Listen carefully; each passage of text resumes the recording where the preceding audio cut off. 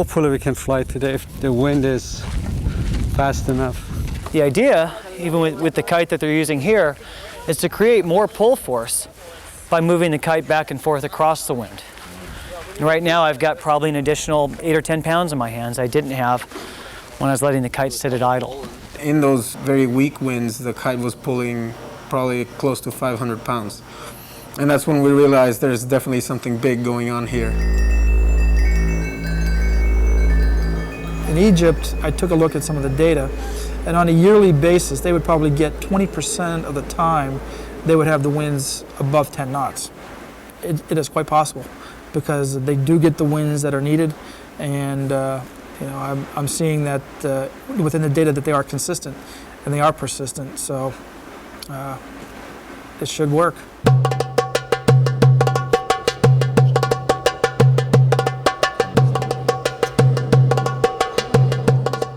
So we're using one kite and 15-mile-an-hour winds to lift up a 3.5-ton block.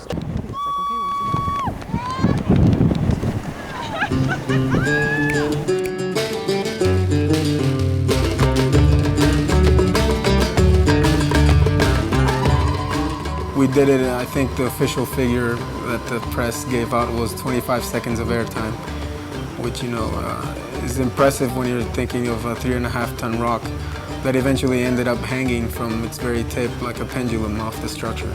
We've seen gliders and kites lift people, cars, today an obelisk.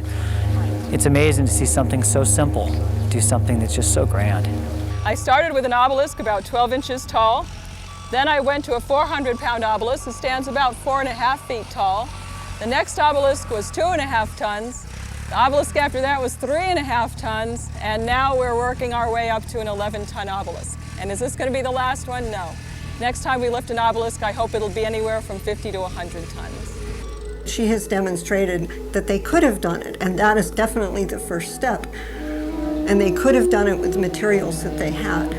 If it hadn't worked, then we'd have to go back to the drawing board. Now we have to go to a different drawing board and say, can we find any evidence in Egypt that this is in fact what they actually did?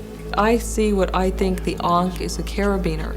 I see scepters that I believe are pickaxes. I see scepters that I believe are chisels. I see designs that I think are kites. I see designs that I think are multi-layer kites.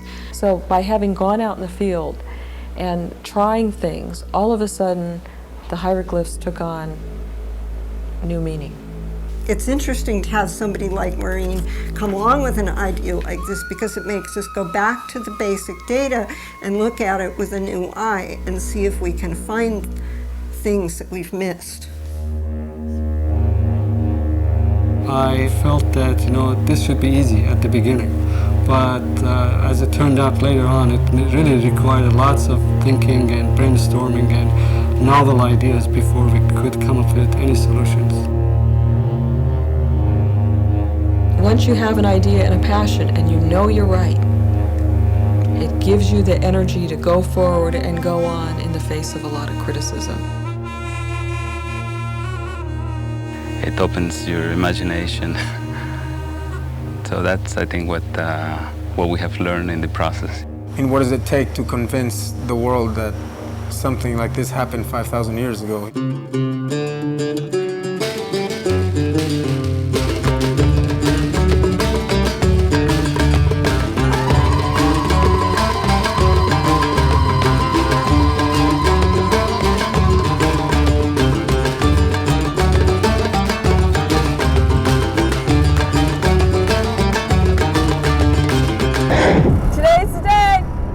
As wind speeds and anticipation rise, the team is ready for 7 years of research and field work to pay off. Okay, here we go, the back end.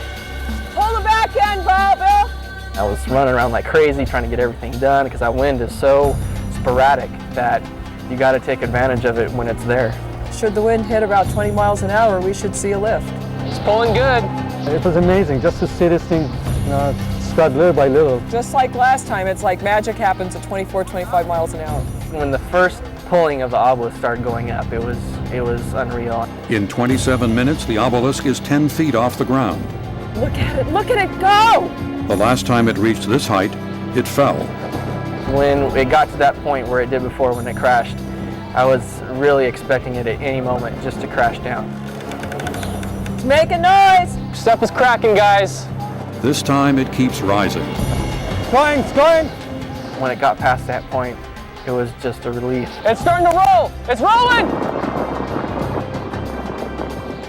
It started moving, and it was, wow. And it was a nice, smooth roll. But they're not in the clear yet. Uh-oh, not good. Sound like something popped. Something's not right. I thought it was gonna break. There was a lot of creaking and a lot of groaning of the wood. The posts are starting to bow. And everything was just sounding not right. The scaffolding stands strong and the 22,000-pound stone continues to rise, more than 30 feet off the ground. Wow, look at it. After 57 minutes, the obelisk stands as high as it will go. So basically when we did this, notice our pulleys are a lot bigger than the ones we started with and did our calculations with. We did run out of space. Maureen, I think we need to call it. I think that's about as much as we're gonna get. And the team understands the magnitude of the Egyptians' achievements in a new way. That stone weighs 22,000 pounds. And to have that up like that, not using mechanics or a crane or some sort of lifting device except for wind and the kite, it's amazing. What was once an equation scribbled on a napkin is now a reality. It didn't prove that the Egyptians did it, but what it proved that they could have done it this way. And that's the most important part. Everything they say about perseverance and tenacity and hope and vision is very important. Miracles can't happen without it.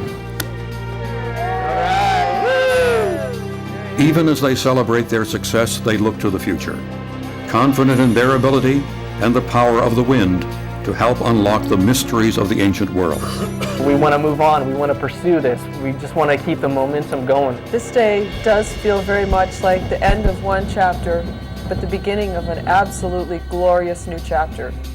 The kite theory is a major departure from conventional thinking, but having shown it works, maybe it too will one day be considered orthodox. Whether the wind theory is actually a fringe theory is debatable. It's not as far-fetched as many of the theories that have been put forward. So if it is fringe, it's only slightly fringe. It's plausible. I'm not necessarily convinced that the Egyptians did use kites, but it's plausible that perhaps they could have done, and that they might have had the knowledge and materials to do so. And it might only take a small discovery to sort of push us in that direction, to make us think about that again. Ancient Egyptians, masters of engineering, skilled sailors, and keepers of one of the world's greatest mysteries. What secrets they took with them to their graves, we may never know. But in the search for answers, perhaps clues are carried by the enduring desert wind.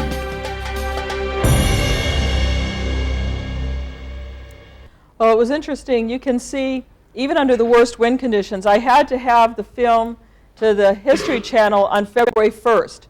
Well, in January, there's no nice steady winds up in the Mojave Desert. I had to capture a storm front.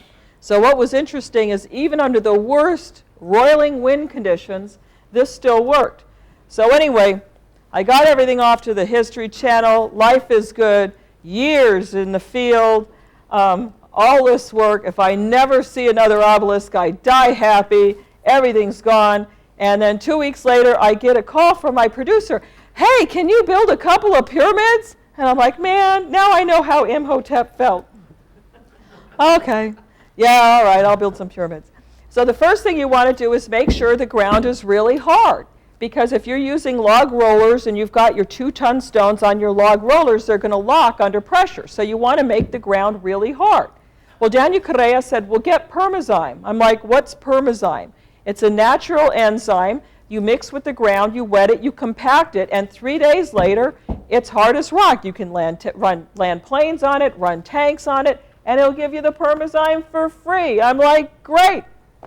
So they bring the permazyme out, and we dug up the ground, and we mixed it in with the water truck, and they're spraying it. I'm like, smells like beer. He said it is. It's actually a beer derivative. And I remembered the Egyptians, the water was so polluted that they drank beer for breakfast, lunch, and dinner. They had light beer for the kids. They had heavy beer for Dad when he came home from moving rocks.